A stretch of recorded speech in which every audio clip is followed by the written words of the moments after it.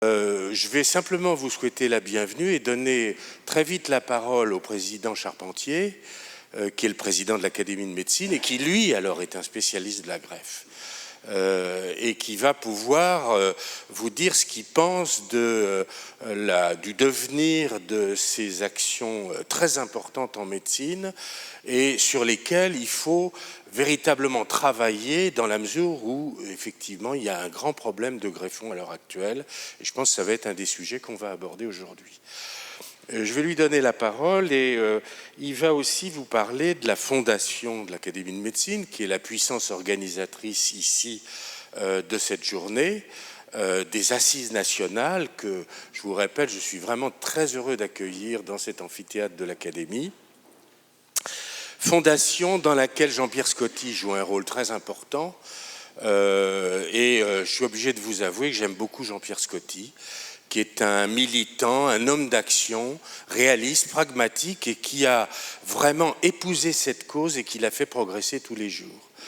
Voilà, j'en ai terminé et je vais tout de suite donner la parole à Bernard Charpentier, président de l'Académie de médecine, pour vous souhaiter la bienvenue à son tour.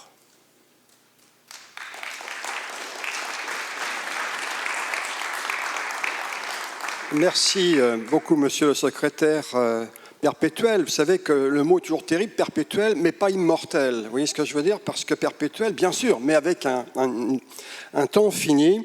Donc je voulais simplement dire, messieurs, mesdames les présidents, présidentes des associations, je suis très content que vous soyez tous réunis aujourd'hui, parce qu'effectivement, en France, il y a toujours beaucoup de strates. Je rappelle toujours qu'il y a 1255 agences d'État en France, 1255 pour 66 millions d'habitants, 4 aux États-Unis. Donc, je suis très content de vous accueillir aujourd'hui. Donc, je m'appelle Bernard Charpentier. Effectivement, j'ai été chef de service de néphrologie de transplantation à Bicêtre, qui fait de la transplantation rénale et pancréatique. Et j'étais doyen en plus d'une vaste zone de transplantation qui recouvrait bien sûr Paul Brousse et la transplantation hépatique et Marie-Laine Long avec la transplantation thoracique, et puis bien sûr à Bicêtre, la transplantation hépatique, et je salue Frédéric Gauthier d'être là aujourd'hui, et mon ami Jean-Louis Touraine, député du Rhône, et qui est un des militants les plus actifs depuis toujours sur prélèvement et transplantation. Donc effectivement, Jean-François le disait, bienvenue à bord, et d'autre part, caché par l'écran, il y a Hippocrate derrière, que vous devriez voir, qui est magnifique, tout en marbre, et je vais vous donner un secret. Hippocrate regarde un petit coquillage, et les gens pensent que c'est du parfum. Pas du tout, il est en train de renifler l'urine, car à l'époque, on distinguait le diabète par l'odeur sucrée, et des fois on goûtait. Donc vous voyez que Hippocrate est derrière et nous surveille. Deuxième chose, c'est donc l'Académie et les associations ont travaillé ensemble, puisque grâce à Yvon Lebranchu, Jean-Pierre Scotti, vous et puis bien sûr Jean-Louis Touraine, il y a une modification de l'article 49 ter de la loi de bioéthique il y a quelques années qui a permis de nouveau de renforcer l'idée que tout le monde est donneur potentiel, sauf bien sûr opposition manifestée lors de son vivant, mais de nouveau de remettre cela, et merci encore Jean-Louis, merci encore Yvon d'avoir porté au Parlement, et en plus ça a été accepté sans bien, donc on peut dire qu'on n'a pas uniquement fait des paroles verbales comme les Français le font, nous sommes ici bien sûr dans la France, donc en fait c'est grosso modo la parole qui domine beaucoup, mais l'action qui a été très importante. Donc en fait, cette action a été, je pense, couronnée de succès. D'autre part, notre compagnie à nous est très intéressée par la transplantation parce que, Jean-François l'a rappelé, ici à la présidence siégeait René Cusse, première transplantation en France, rénale allogénique, donneur-receveur homme-femme, et donc 1951, décembre 1951, en sachant qu'un fantastique chirurgien lyonnais, Jaboulet, a fait la première transplantation xénogénique d'un rein de chèvre au pli du coude chez une femme qui avait fait une tentative de suicide par mercure. Et donc la première transplantation xénogénique au monde, elle est tout à fait donc lyonnaise, et malheureusement Jaboulet est mort dans un accident de train au niveau de Montereau, entre Lyon et Paris, parce que les trains n'étaient pas très sûrs à l'époque. Donc il faut rappeler donc toujours, et je pense que Olivier va le faire, et je salue Olivier Mariotte, avec qui je compare depuis de nombreuses années, sur ce trou très important entre les listes d'attente de transplantation de tout organe confondu et bien sûr le prélèvement. Alors le prélèvement, c'est la clé, il n'y a pas de transplantation sans prélèvement. Bien sûr, donneur vivant pour le rein, c'est grosso modo entre 10 et 15%. Tout le reste, bien sûr, du donneur de donneurs décédés. Et c'est là un des grands problèmes, cette différentiel entre la liste d'attente et le nombre de transplantations s'accroît tous les ans et c'est aggravé par, et tu le rediras Olivier, je pense, par la crise du Covid-19, dans laquelle dans tous les pays du monde, les listes d'attente ont le plus peiné et ont souffert et sont morts. Il y a de 400 à 600 morts en France, donc de ces difficultés d'avoir des greffons en nombre suffisant. D'autre part, je voulais saluer ici effectivement les transplanteurs dans cette salle. On a à peu près 20 transplanteurs à l'Académie. Yvon Lebranchu est là, bien sûr. Daniel Loisan devait être là. Gérard Benoît, mon alter ego à Bicêtre, 4000 transplantations est là aussi. Et puis bien sûr Jean-Louis Touraine. Donc ça nous fait beaucoup de gens. Et bien sûr la transplantation, c'est remonter à l'Académie parce qu'elle est l'interface de la chirurgie, de la médecine, de l'immunologie, de l'imagerie, de la napath. Donc ça intéresse tout le monde. Ce n'est pas une discipline verticale, elle est transversale. Preuve en est, au Conseil national de l'université, il n'y a pas de sous-section de transplantation, pour une première fois. Donc, d'autre part, c'est la transplantation, je le répète toujours, ce n'est pas une chirurgie réglée, c'est une transplantation de nuit, de jour, de week-end, de jours fériés, d'où une difficulté à recruter les jeunes en transplantation. Et je rappelle qu'en plus c'est dangereux, car nous avons 3 chirurgiens dijonnais, bisontins, qui sont morts dans un accident d'avion lors d'une tentative de prélèvement d'organes, et donc c'est quand même une activité assez dangereuse. Donc, d'autre part, je voulais rappeler que j'ai une autre particularité. Non seulement j'ai été transplanteur médical, mais en plus j'ai été frère d'un transplanté cardiaque. Donc, j'ai su ce que c'était qu'une liste d'attente en super urgence, l'attente et bien sûr les résultats de la transplantation. Et malheureusement, mon frère n'est pas mort de sa transplantation, mais d'un accident médical. Donc, j'ai beaucoup, entre guillemets, ma famille payé un lourd tribut à ces accidents médicaux. D'autre part, j'ai connu, comme Jean-Louis Touraine, l'époque avant l'EFG, l'établissement français des greffes, où on accueillait les morts cérébrales dans les cellules de néphrologie. Et pour ma part, à Paul Brousse, nous avons accueilli 389 morts, enfin disons, coma grave avec prélèvement d'organes. Donc la journée, je vous remercie tous de ces tables rondes parce que c'est quand même plus interactif que de faire des exposés ex cathedra, et la manière dont vous l'avez fait, et je vous félicite encore. Effectivement, les 4 tables rondes, c'est les 4 points vitaux du prélèvement d'organes, comment renforcer l'activité des prélèvements et des greffes, pour une meilleure gouvernance de la chaîne ou du don d'efficience. Troisièmement, donc, le donneur vivant apparenté, qui en France plafonne entre 10 et 15%, sachant qu'aux États-Unis, c'est 50% en donneur vivant, au moins en rein.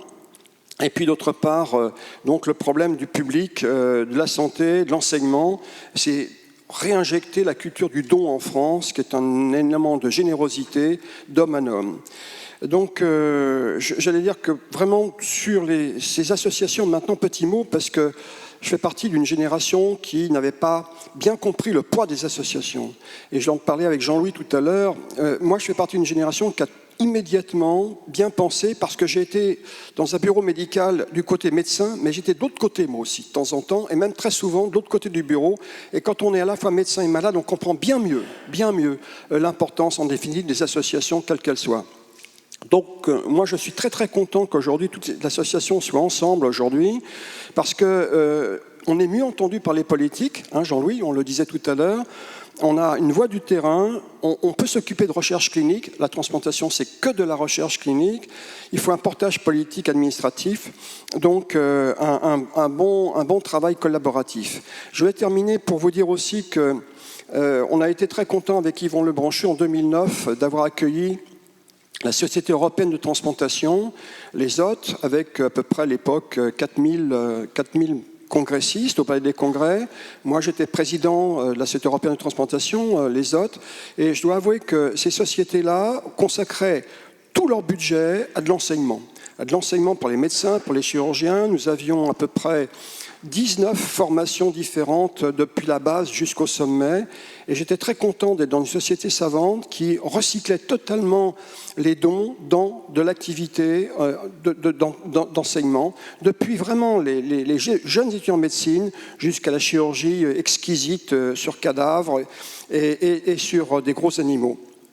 Donc, j'ai un grand souvenir avec Yvon Lebranchu de ce 2009 et de cette réussite en France d'avoir fait venir les autres. Donc, je voudrais terminer par là. J'ai fait donc une toute petite intervention pour vous dire qu'on est vraiment à l'Académie tous très très fiers de vous avoir, très fier de participer avec vous. Puis j'espère ce soir qu'on pourra avoir des conclusions efficaces. Et puis grosso modo, c'est ce qu'on appelle, ce que les Français font pas, mais le take-home message. Le message qu'on ramène à la maison. Parce que c'est ça qui est important, c'est les 5 ou 6 points qu'on peut injecter dans le monde politique, dans le monde, la politique d'ailleurs c'est nous, c'est nous tous, donc dans le monde associatif, mais aussi dans la société civile. Et donc les 5 ou 6 take-home messages de ce soir seront capitales, et on peut essayer de vous les projeter, nous l'Académie, parce qu'on a quand même de la communication. Voilà, merci encore à tous, et puis bon travail et bonne journée. Merci encore, et puis je passe la parole à Olivier.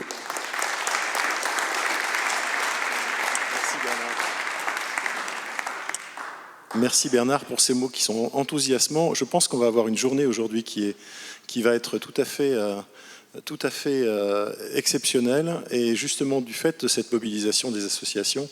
C'est une des caractéristiques de la démocratie en santé qui n'a pas brillé fondamentalement pendant la crise de la Covid, mais on s'aperçoit qu'à l'heure actuelle, les mouvements associatifs reprennent du poil de la bête, se réinvestissent sur le terrain, en particulier de la santé, font valoir aussi le fait que la crise de la Covid a changé beaucoup de choses, et vous verrez que tout le travail qui a été fait par le collectif, qui va être présenté maintenant par Cédric Émile, est un travail absolument magnifique, qui n'est non seulement un travail, bien entendu, de création d'un manifeste, mais surtout, pour moi, la grande force de ce manifeste, c'est d'avoir été basé sur un diagnostic, puisque les associations ont interrogé dans des groupes de travail, Cédric va vous l'expliquer, les différentes parties prenantes autour de la politique du don d'organes et de la greffe, et que ça permet d'avoir des constats qui sont tout à fait, et des propositions qui sont tout à fait pesées et portées par du concret.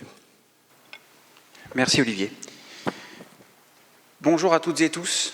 Le collectif Greffe Plus tient sincèrement à vous remercier pour le déplacement que vous avez fait ici à l'Académie nationale de médecine pour suivre ces assises nationales du don d'organes, mais aussi pour toutes les personnes qui sont connectées sur Zoom et qui nous suivent. Donc un grand merci à tous. On m'a demandé de vous présenter la genèse de ces ANDO. La genèse de ces ANDO est arrivée par la création du collectif Greffe Plus en 2013, qui a été initié par Jean-Pierre Scotti, qui a su fédérer à travers le collectif les associations majeures du don d'organes, qui sont France Rein, Transhepat, l'association Grégory Le Marchal, l'association Vaincre la mucoviscidose, la Fédération des greffés cœur-poumon. Et tous ensemble, nous avons réalisé beaucoup d'actions entre 2013 et 2019. 2019 a été un tournant, parce que nous avons lancé avec l'association France Adot qui s'est rapprochée de nous, le ruban vert, qui a été pour la première fois en France, nous avons un symbole national du don d'organes, qui est le petit ruban vert que je vois que vous portez tous fièrement, bravo. Et ce qui a permis l'intégration de France Adot au sein de Greffe Plus, ainsi que l'association des familles pour le don d'organes et l'association Maris pour la vie. Pour autant, et malgré tout le travail qui a été fait par le collectif et par toutes les associations et aussi tout le corps médical sur le don d'organes, beaucoup de personnes y mettent beaucoup de très bonne volonté. On se rend compte qu'on a atteint un plafond de verre qu'on n'arrive pas à dépasser, qui est représenté ici par la courbe rouge linéaire qu'on peut voir, et on se rend bien compte qu'on n'arrive pas à faire décoller le nombre de greffes comme il faudrait, parce que quand on se rend compte de la demande, qui est la courbe bleue, qui est complètement exponentielle, on se rend bien compte qu'on se dirige vers une catastrophe, ou du moins quelque chose qui ne peut plus rester en l'état. Et c'est un petit peu ce qui nous a motivés à faire ces assises. On a fait des enquêtes, on s'est rendu compte que 15% des Français étaient opposés au don d'organes, et alors que dans la réalité, on est supérieur à entre 30 et 34% selon les années. Donc à partir de ce constat-là, on s'est dit qu'il fallait faire quelque chose, et donc il nous est venu l'idée de faire ces assises nationales. Les assises, tout simplement, on s'est dit comment on peut faire pour augmenter le nombre de greffes et un petit peu inverser la courbe. Comment faire? Eh bien, on a créé des groupes de travail. Donc on a créé 5 groupes de travail, comme vous pouvez le voir, qui sont prélèvement, transplantation, don du vivant, culture du don et gouvernance administration. Un responsable associatif s'est mis à gérer le groupe de travail.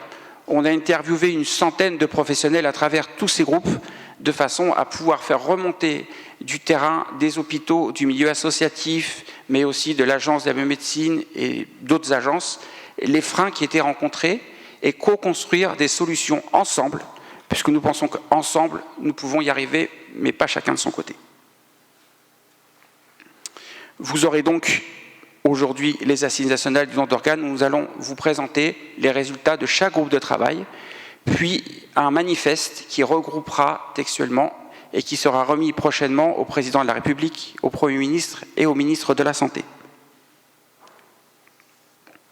Voici donc la première page du manifeste. Je vous invite à aller sur le site internet de greffeplus.fr pour pouvoir le télécharger ce soir à partir de 18 h. Je voudrais maintenant vous remercier, à commencer par l'Académie nationale de médecine et le professeur Jean-François Lillers, de nous accueillir en ces lieux. Merci beaucoup. Professeur Charpentier, Monsieur le Président, merci. Je voudrais aussi remercier tous les acteurs qui ont participé aux assises et au manifeste. On a rencontré des gens incroyables, des professionnels de santé incroyables qui étaient vraiment très heureux de rencontrer les associations. Ça a été des rencontres très très riches. Et donc on les remercie. Je ne vais pas tous les citer, mais il y a beaucoup d'équipes de prélèvement. On a rencontré les équipes de l'Agence de la biomédecine. On est même allé en Espagne interroger la directrice de l'ONT, qui est l'équivalent de l'Agence de la médecine, donc Madame Dominguez-Gilles, que je remercie très sincèrement. Le cabinet Nil, qui nous a apporté un soutien énorme. Merci beaucoup à toi, Olivier, et à toi, Mathilde. Et je ne peux pas remercier personne sans vous parler des donneurs.